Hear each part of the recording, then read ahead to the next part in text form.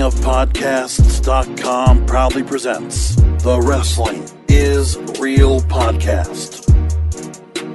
More WWE broadcast news in the fray that is just big and huge to talk about as we get started with another Wrestling is Real podcast brought to you by Amazon.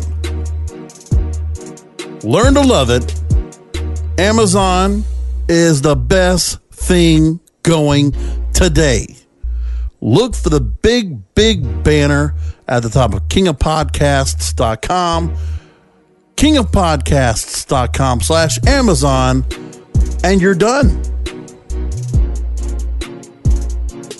So SmackDown is apparently going to the Fox network as we get started with things.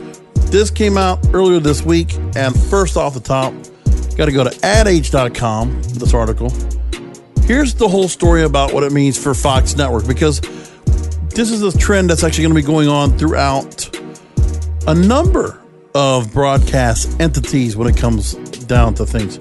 So here's what I want to do. I'm going to talk about this a little bit when it comes to my Creative Not Corporate podcast, which you can find at creativenotcorporate.com. You can go ahead and hear about all of that there, and I'll bring it up to all of you there. So here's the idea.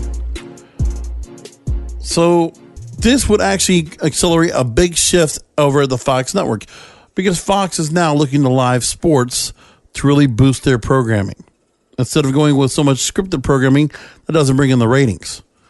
So this is from Anthony Krupe at adage.com. Fox and the WWE have hammered out the framework of an expansive rights deal that will bring SmackDown Live back to the broadcast airwaves after a 9-year stint on cable. Insiders with an understanding of the proposed terms of the deal say that upon completion, SmackDown Live will be taking up residence on Fox Network's, Fox Television's Friday night broadcast lineup starting October 2019. Now, The Hollywood Reporter Monday published an account that valued the transaction at a little north of $1 billion for 5 years, or $205 million per year. That would be 3 times the amount that SmackDown was getting for being carried on the USA Network. And this agreement comes in principle on the heels of Fox's 5-year, $3 billion deal to get the rights to the NFL's Thursday Night Football game. They're also looking to renew their contract with the UFC for $840 million. Well, it's an $840 million contract they have now, which is going to be renewed. If they're going to renew it, asked by the end of the year. Now, the SmackDown deal might be delayed from being announced until Fox has a decision on the UFC. One person familiar with the network's thinking suggests that Fox fails to re-up. Should Fox fail to re-up with the UFC, it's likely to hold off on making an official proclamation about SmackDown. But what might happen is the UFC might actually get picked up by ESPN, because right now ESPN has already picked up a 5-year deal for the rights to stream 15 annual Fight Night cards on its new direct-to-consumer service, ESPN+. That deal would cost $750 million over the life of the contract.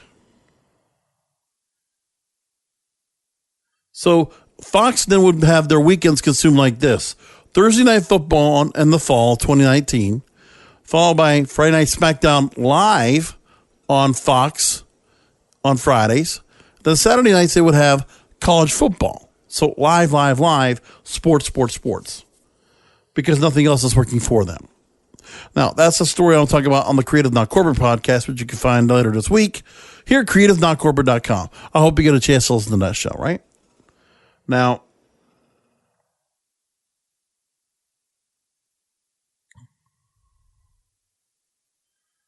after the deal of SmackDown possibly circulating and possibly happening, the shares for World Wrestling Entertainment on Monday closed up 12.52% to $57.86. Highest has been, I don't know if I think ever. Now, we did talk about last week that the Monday Night franchise for the WWE Monday Night Raw, is expected to remain in the NBC Universal family. And so it's expected to stay on the network. The Raw deal expires on September 30th.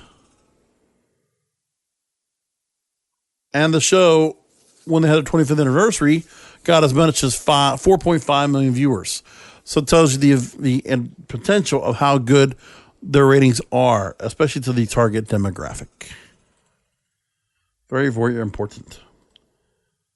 And then what does it mean for WWE altogether? Well, we go to Meryl Barr, who talks at Forbes.com about Fox making its new direction.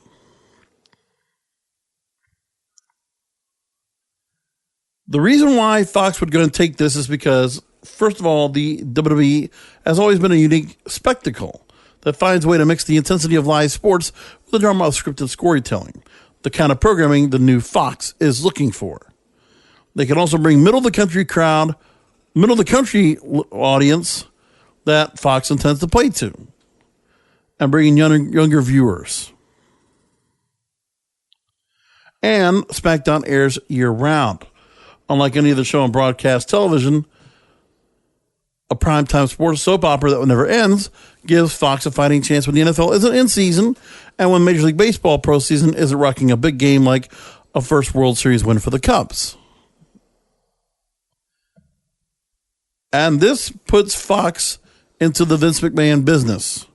The same Vince McMahon looking for a home for his upcoming XFL 2.0 venture. See what we're seeing? Broadcast deals aplenty for WWE right now. The chance for Vince McMahon to bring his XFL to Fox, given the new relationship. A lot of things happening. Those kind of things look really, really good. Now, when it comes to WWE itself, financially, shares are floating at $60, which has never been before. This is from Seeking Alpha. Spencer Osborne writes, "It is almost as if WWE is writing its own script. They've had a tremendous 2018 thus far, and at some point, investors need to begin to wonder how long this bull can be sustained." When Vince McMahon launched the idea of a new football league to return to the XFL, their price got up to $35 a share. And now this new lucrative TV deal has made it much bigger. So when you're looking at all that right there with the new deals, it's amazing that WWE has actually, they did the right thing with getting their network off like they did.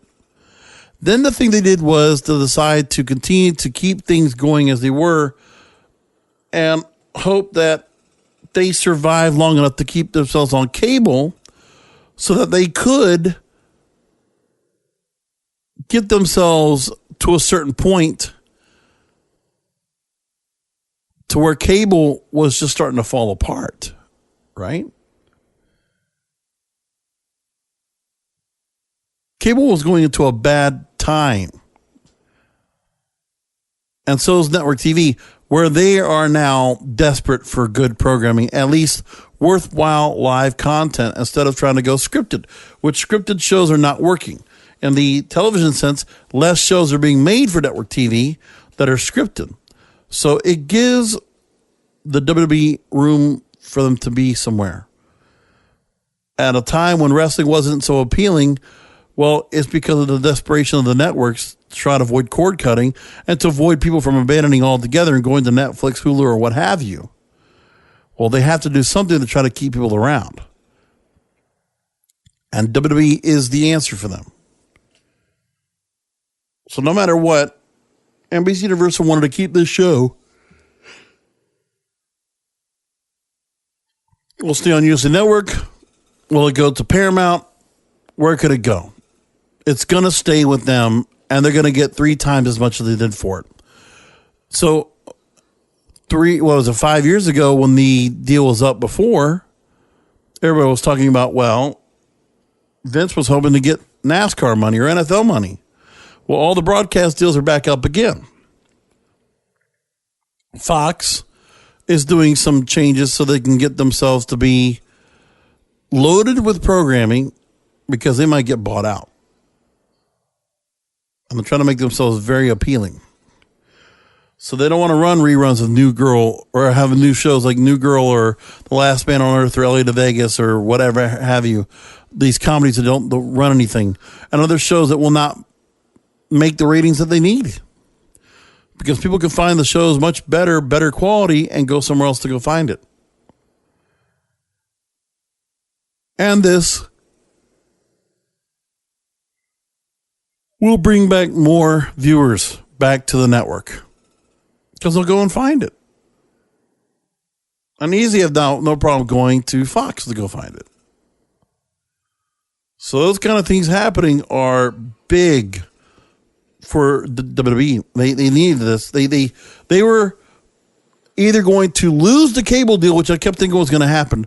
But what happened is that a lot of things are panning out. Netflix and digital streaming, all the digital streaming right now is starting to blow away and is trying to get all the buzz now and sucking away any buzz that cable might have.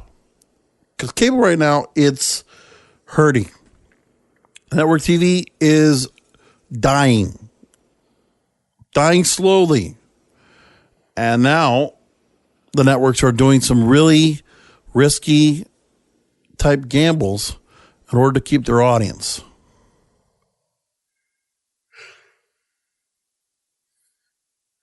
There's a number of reasons why they do this. But nevertheless, it's here and it's happened. And so keep that all in mind. This is something that's going to happen.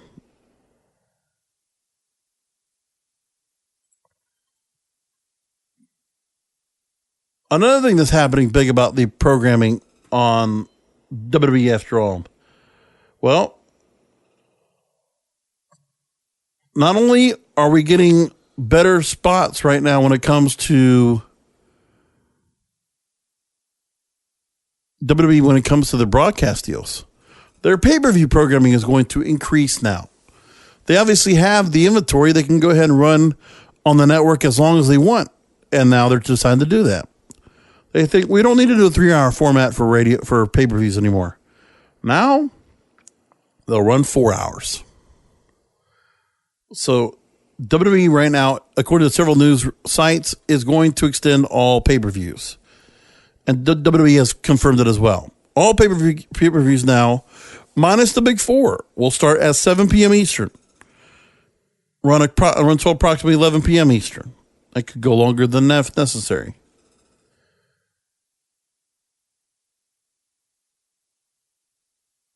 Their legacy pay-per-views, Royal Rumble, Survivor Series, SummerSlam, will be 5 hours long, starting at 7 p.m. Eastern. And WrestleMania will also run probably at 6, but also will run longer than 5 hours. No word on the kickoff shows as of yet. So more wrestlers are going to have the chance to get a chance to appear on the pay-per-view. But for fans, there isn't so much wrestling on a week-to-week. There's so much wrestling on a week-to-week basis. Some fans don't want to sit through 4 hours of wrestling plus a kickoff show on a Sunday night. So it's more wrestling than you could handle, possibly.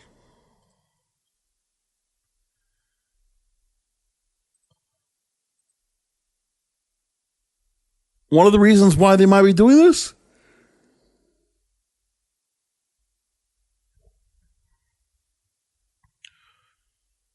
Well, Brian Alvarez decided to go ahead and make the point about this, Wrestling Observer Live. He says in the next investor meeting, they're going to tell you how successful the network is because so many people are watching so many more hours of content. So clearly the idea is they want you to believe, hey, they're watching right along, stuff out of the archive. Honest to God, nobody's watching that stuff. What they're watching is the live events.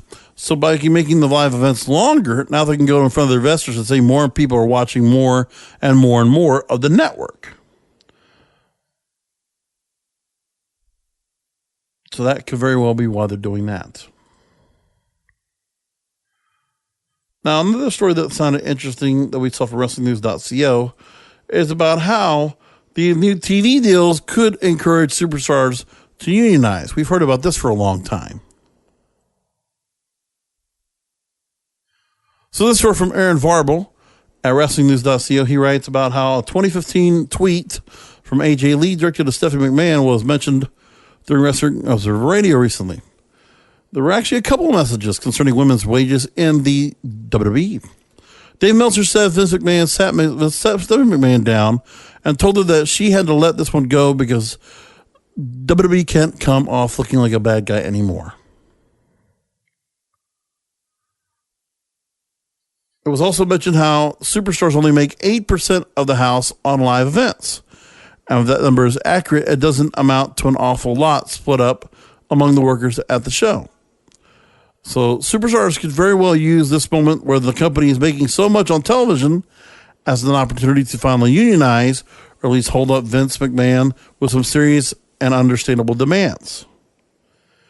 So could they unionize? Well, this writer talked about maybe doing this before a big show like a WrestleMania. You'd have to go right to wrestling before WrestleMania because the pressure would be on and go. We're not going to do WrestleMania because WrestleMania is such a big part of company income for a year. They could go, we're not going to do WrestleMania unless we get our road expenses. We get cost of living. We get paid a percentage of the TV money as opposed to a percentage of the house show money.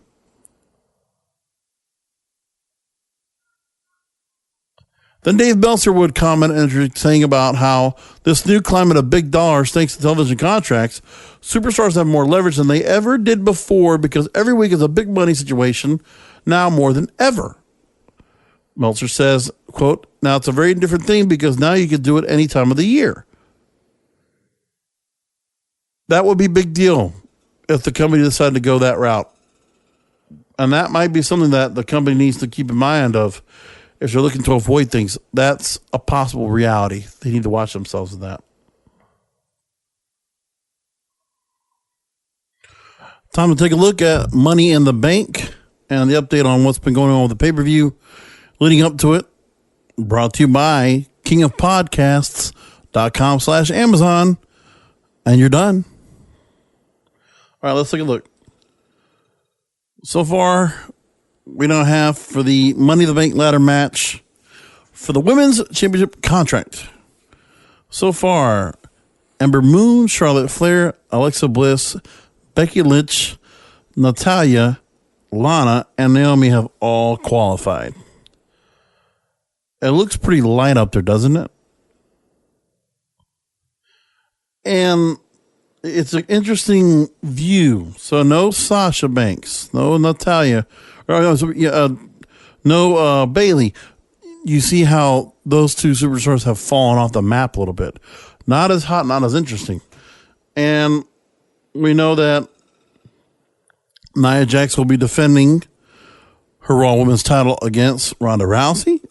And Carmella will be defending her SmackDown Women's title against Asuka. So they're out of that match anyway.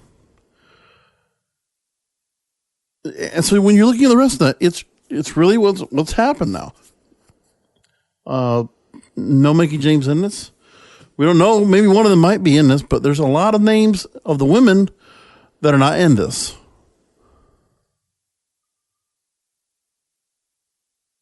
And some of the choices have been interesting. Now, Naomi is a good choice, obviously.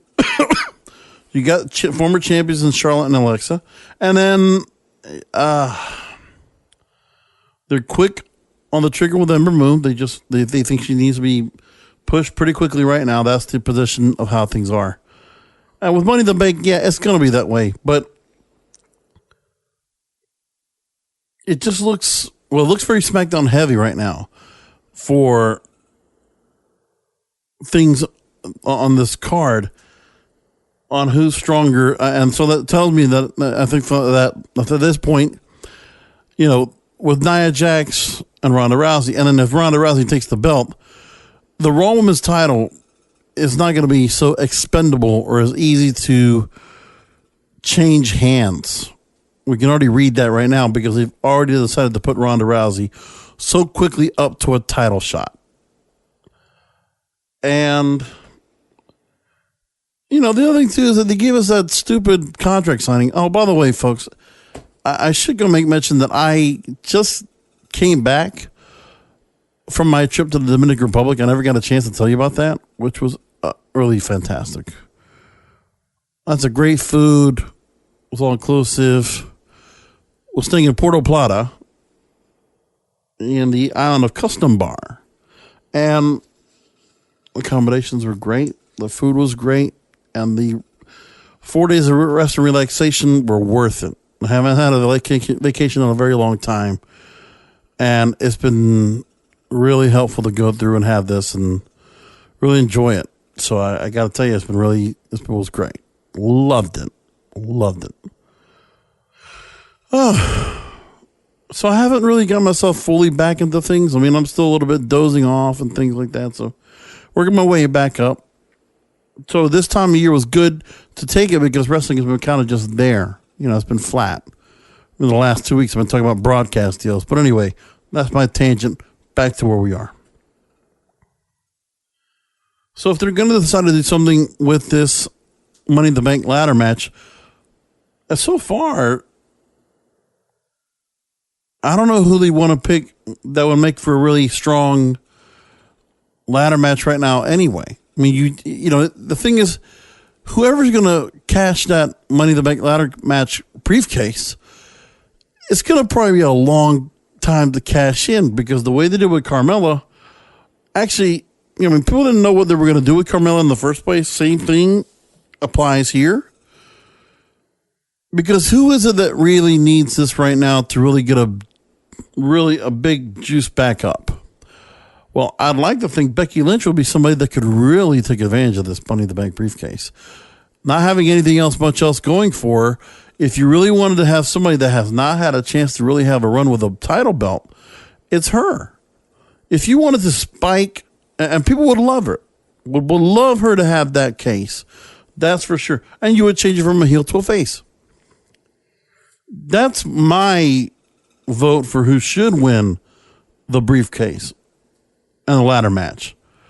But they might not do that. Right now, they have already started going with, you know, there's Rusev Day, now there's Lana Day. So if Lana Day gets over and they kind of are able to spin off her and get that interest and get her viral with that kind of feel to it, that might be enough to say, okay, she might be the one to get it. Naomi's had a very long run.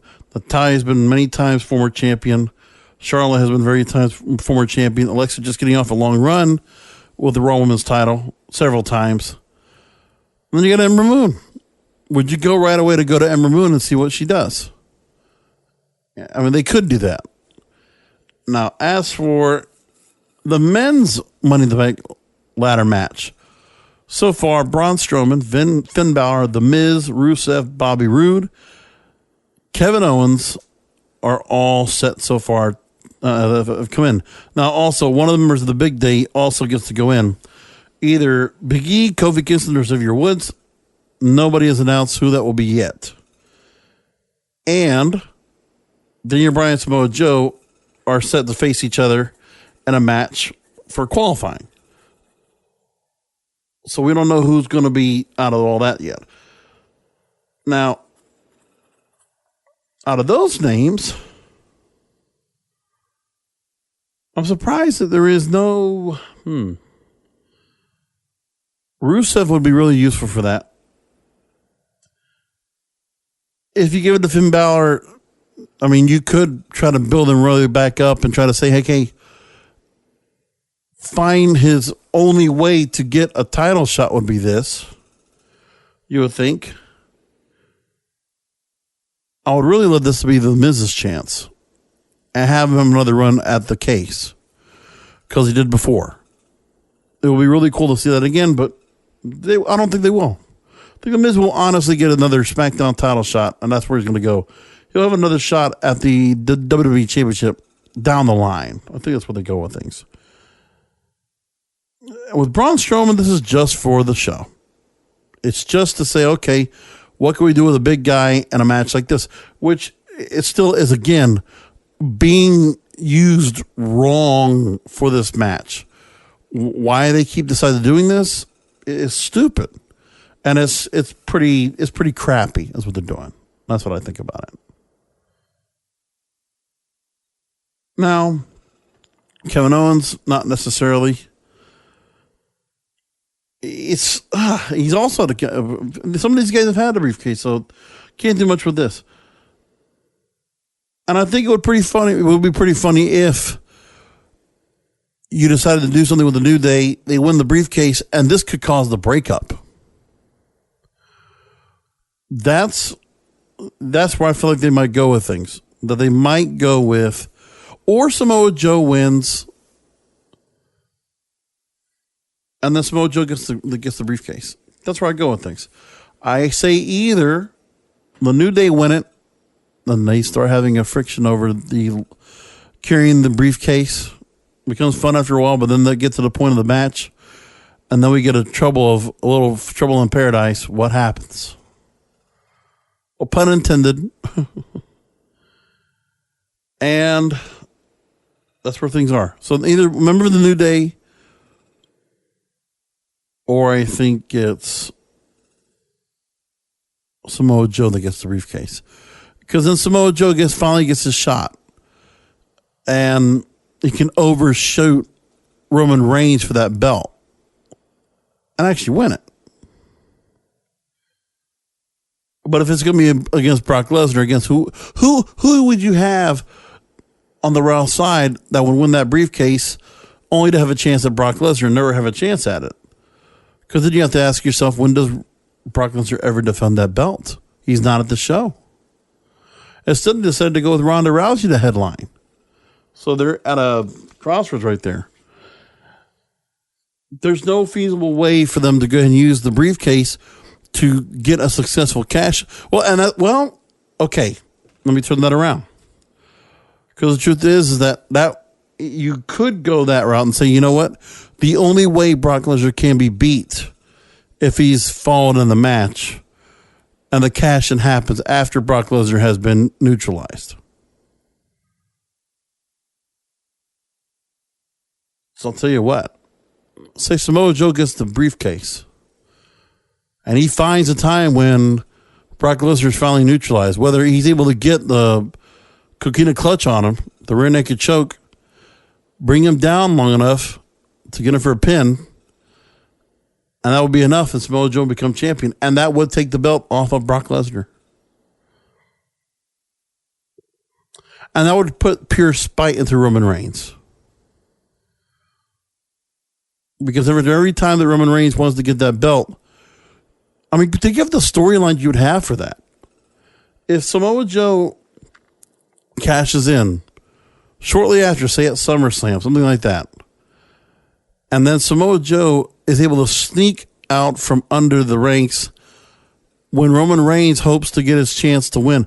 You put a title match together maybe where Roman Reigns finally gets his rematch.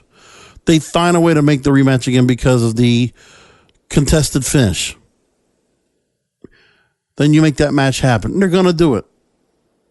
So then you hope that you put people's eyes on the mind that, guess what? Something could happen with Samoa Joe in that briefcase. And if Roman Reigns is able to take Brock Lesnar off his feet and get him in a position to win, Samoa Joe could come right in and steal it. That sounds more like sense to me. But they wasted it last year on Baron Corbin. Honestly, it was horrible. So you need to have a cash-in successful.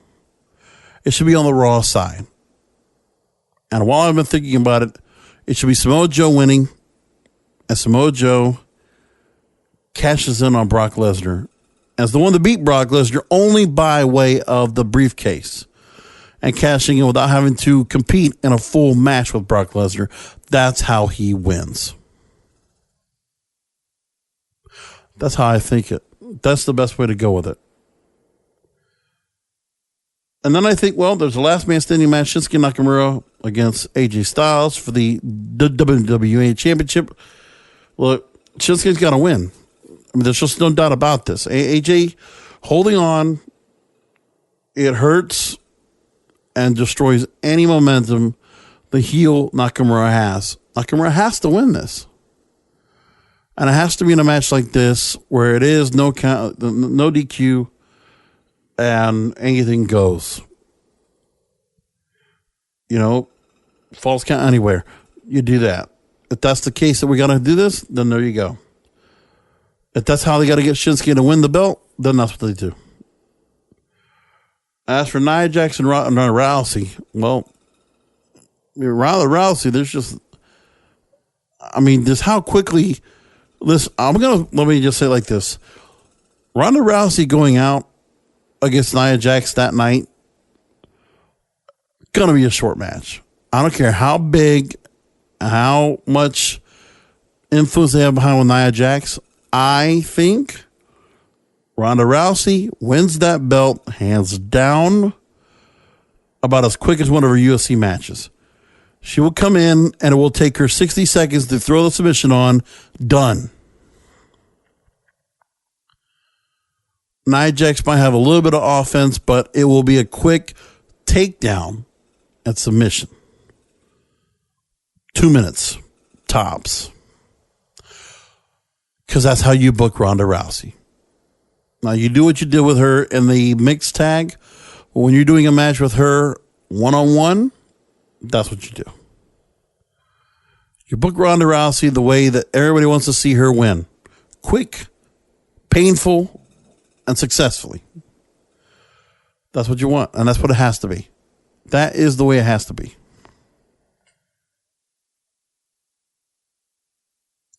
Carmella and Asuka. Asuka doesn't have a undefeated streak to worry about anymore. So with Carmella, you could just go ahead and let her continue to win. She can weasel her way through. I just don't know how, but I think she does. You could go ahead and let her lose now and drop the belt. I think I've enjoyed seeing Carmella out there with the belt. But it wouldn't make sense for her to lose. It make sense for her to win and have nothing happen to her. So they might just go that route and just have it where Asuka finally takes care of it and she comes in as champ. And you can go back to Charlotte and Asuka again. Or you can find someone else. But I think Asuka does win that belt back. She does win the belt. First time. Then there's... I'll worry about the Mahal Reigns match. Bludgeon Brothers versus Luke Gallows and Carl Anderson for the SmackDown Tag Team Championship. And at the moment, have we seen a whole lot of Gallows and Anderson being built up as big? Because Bludgeon Brothers look like they're just going to take down everybody from what it looks like. And that's where they're looking at things. So Bludgeon Brothers, I think they're just getting fed Gallows and Anderson. Now, finally, they decided and I'm guessing they're going to have to book Bobby Lashley and Sami Zayn. And let me tell you, I didn't catch all of Raw. I went through it, but I didn't get I was in the air. No, I'm sorry. I was still at the resort, still, enjoying Presidente. He's at poolside. And I just didn't get a chance to go and watch Raw, but I did catch most of what I missed that everybody talked about, namely that pathetic, piss-poor sister segment with Sami Zayn. I saw Ken Shamrock making mentions of it, and I know people were just crapping on it. I read all about that. I was reading through Twitter feed just to see what people were saying, and everybody was just crapping. It looked horrible. What? It was what Alexa Bliss did with This Is Your Life, Bailey. It was that bad. Worse. And this is that off-season crap that this company does, that it goes through and doesn't get stopped down by a filter. And somebody just thinks, oh, this is a good idea. We're going to go ahead with this. Really? What are you thinking? What makes you think this is a good idea? And they go along with this, and then you're saying to yourself, it's one of the worst things they did so far of anything they've done on television. It might have gotten viral, but it's because you have nothing else. You built a horrible storyline around Bobby Lashley and Sami Zayn. The sisters' idea was really stupid. Something was thought of to be said, okay, well, let's just put Lashley's family up in the picture. I mean, let's just go with the Olympic thing and, oh, look what his family's like. Let's try to do something with that. And they thought, let's go with this. The storyline right now, it's not that they put somebody that doesn't make sense. It's just bad. They gave us a bad plot. They gave us a bad start. They've given us an in-between build that's horrible. You're going to tell me when we have Bobby Lashley versus Sami Zayn at this pay-per-view coming up, you're telling me we're going to have to watch highlights of this crap? Well, first Bobby Lashley, he talked about his sisters, and then Sami Zayn brought his sisters to ringside.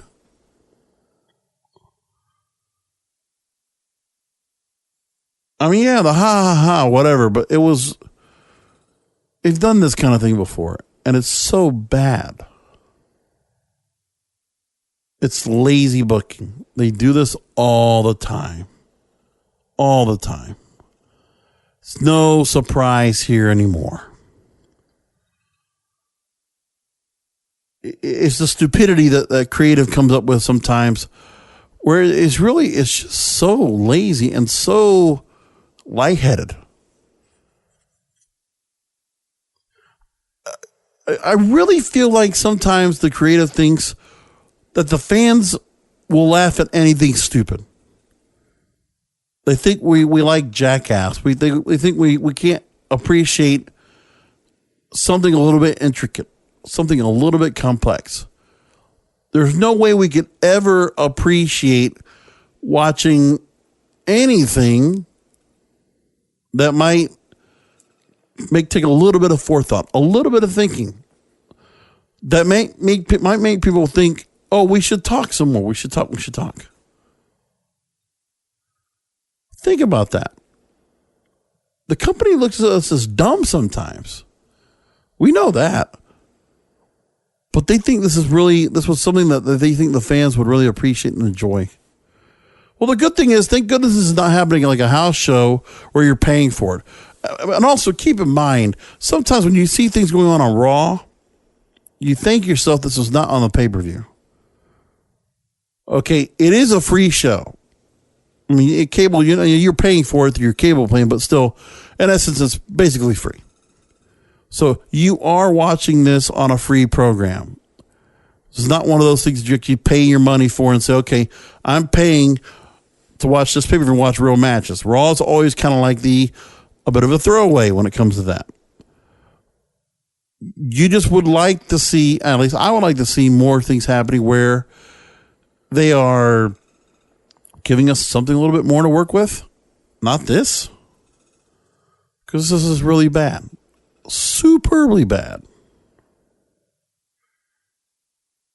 Now, I didn't want to go 3 weeks in a row talking about Roman Reigns and Jinder Mahal. Listen, people, I was already talking about the Jinder Mahal thing 2 weeks ago when we saw the build up to it. And then they get more into it, and then Roman Reigns is just pummeling him and throwing him aside, ragdolling him everywhere. Because he wants this match with Brock Lesnar. And now he has Jinder Mahal in the way. Now they're working with each other. Because it's like TJ Fridays. Well, somebody has to. It's like a dancing school. Well, you got to have a dancing partner.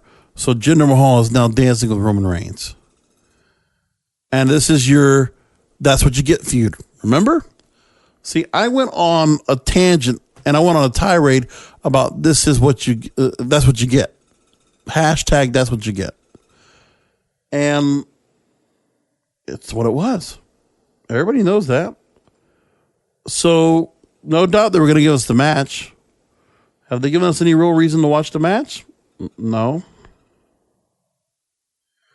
Did anybody at all do anything with my hashtag, that's what you get? Probably not. That's too bad. I was hoping for it. Hashtag, that's what you get. And there you go. So, it's bad. They give us nothing that makes us feel any better about it. You know Roman Reigns is going to win. That's all there's to it. Listen, Money in the Bank will be better. We know the two main matches is going to make what the show's going to be. Seeing Ronda Rousey make quick work of Nia Jax, that's pretty much a given. And then you can see Nia Jax probably have a rematch with Ronda Rousey only to lose again. And Ronda Rousey will basically dominate the entire roster. But do we want another champion that does that part-time? Like they really don't care about doing that. They might just do it anyway. They don't care. It doesn't matter to them. Anyway, apologies for a short show this week. I just wanted to make sure I got a show recorded and put in the books and get myself back up. I'm still a little bit on the jet lag side, but I appreciate all of you checking in with the show, and we'll come back in and we'll take some more, hopefully get some more out of this and get some more news, more news that's out there. I mean, the broadcast news is great, but the pay-per-view and just the TV shows themselves could use some more. But it's that dog days of summer almost here and the off season and everything like that. So that's what's going on. And for those of you that listen to both this show and the Creative Not Corporate podcast, well, Creative Not Corporate, I have a show ready and set to go and record. Just needed to make time to go and do it. And I will be doing it tomorrow night. And I'll have it available for you for the weekend. And then I'll go back to my normal Tuesday night recordings for the show for all of you to go and catch it. So I just wanted to make sure to drop that announcement here on this show for that show. And as for that, thank you all for tuning in. Thanks for finding us for another Wrestling Goes Real podcast. We'll find you next week because wrestling needs us.